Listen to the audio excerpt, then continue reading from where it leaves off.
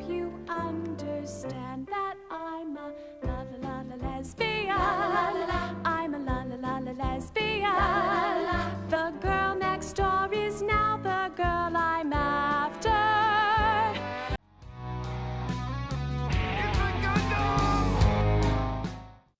Another day, another shameless self-insert. In the year of our Lord 2022, the moral decay of the country is only overshadowed by the creative bankruptcy that makes the current national debt look like a drop in the bucket. He's out of line, but he's right. Despite the fact Warner Brothers' new CEO David Zaslav has been chucking the baby out with a woke bathwater, somehow Mindy Kaling's Velma managed to survive the chopping block. You may remember Mindy Kaling from The Office and nothing else. I mean, she's done a few things since, but they are all as relevant as your single Aunt Patty's 40th birthday is to the rest of your family. But in Patty's defense, her meltdown about being single and no man wanting to see her naked ever again was amusing to say the least. By the way, did you know Velma's gay? Yes! Yes! That poor girl can't catch a break. After several attempts throughout the decade from several creatives, Velma's officially gay. Gay news! Velma is going gay! In an upcoming animated movie called Trick or Treat, Scooby-Doo, and a few viral clips of the cartoon Velma of the Mystery Inc. crew can be seen getting love-struck and speechless following her encounter with costume designer Coco Diablo. Not only does it confirm several fan theories about the character, but it also follows through with the idea of several creatives that have helmed past Scooby-Doo projects. In 2022 tweet, Gunn stated that he tried to make Velma a lesbian in the live-action movie in 2001. Velma was explicitly gay in my initial script, he wrote. But the studio just kept watering it down and watering it down. Who cares about this? Remember when the Scooby-Doo reruns used to be on TV all the time on Cartoon Network? All the things me and my friends thought about in every episode, like how the ghost was always some jackass with a weak revenge plot. None of us were ever concerned with anyone's sexuality concerning the characters. It never came up. Oh man, have you heard? Velma's a major carpet muncher. But in this day and age where people think their sexuality or pronouns are a personality trait and adult Happy Meals are now a thing, why am I even surprised anymore? Well anyway, hot off the heels of that great gay news, makes Velma gay and breaks the glass ceiling for the 1 trillionth time, we got this gem from New York City Comic Con. Mindy Kaling's Velma. The trailer for Velma has the same energy as Marvel's She-Hulk, where it comes right out of the gate with a bag of piss in hand and it throws it into the face of the fan base. Dear HBO Max, I just learned you intend to make a genre-bending comedic origin story of Judy Jetson. When I heard this new version of Judy Jetson wouldn't be boy crazy, the only word I had to describe my disgust is jinkies. If there is one thing the internet agrees on, it's that you should never change anything ever. I hope you die. Sincerely, Velma. Well, at least Judy's still white. Unknown caller. Spooky. Hello? Velma Dinkley speaking. Hello, Velma. Do you like solving mysteries? Yeah, but I'm actually much more three-dimensional than that. Who is this? That's the mystery. And solve it quick, because I'm in your house. A serial killer calling from inside my house? Yes, that's a classic, and that's my point. Why change anything when the classics all still work, right? Wait, you're inside my house!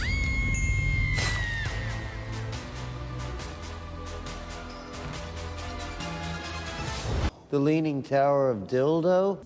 They know that race swapping never goes over well, but race swapping with a character insert and shitting on the fans all at once?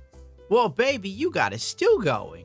The fact that this trailer focused more on mocking people who tend to prefer that their legacy characters stay the same, I mean, For God's sakes, they were all white kids since what, 1970? What was that, 50 years ago? 60? The absolute lack of creativity shown in Hollywood should be a criminal offense. Instead, it's just another paid gig. What if we race swap Velma? Wow. That horse has been beaten to death with varying degrees of failure. And if it flops, you can just say, the fans are bigots, neckbeards, and chuds. So on and so on. The go-to move of any hack Hollywood director, writer, actor, etc. is to just basically call the fans bigots. But it's losing its power. Go ask that gay dude who keeps crying over his movie Bros. Good lord, what a woman. Velma's redesign I can only describe as Meg Griffin in blackface. It's clear that Hollywood's new trend is now meta comedy in quotation marks. And you might say to me, Gundam, what the hell is meta comedy? She-Hulk attorney at law, basically. It's clear as day the trailer went over about as well as farting on the Pope's nose when you're visiting the Vatican. We were also treated to a couple more character designs that appear to be self-inserts. Shaggy's is self-insert, and I gotta admit, 2 self-inserts in one TV show I did not see coming.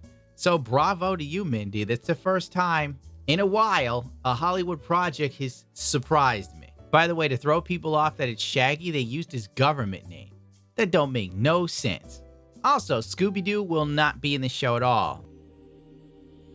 What? That doesn't make sense either. I mean, canon says that Scooby and Shaggy were together ever since they were babies, so the fact that Scooby is MIA really doesn't make any sense. But hey, I guess I'm just a bigot. Dude, that is like really, really bad marketing.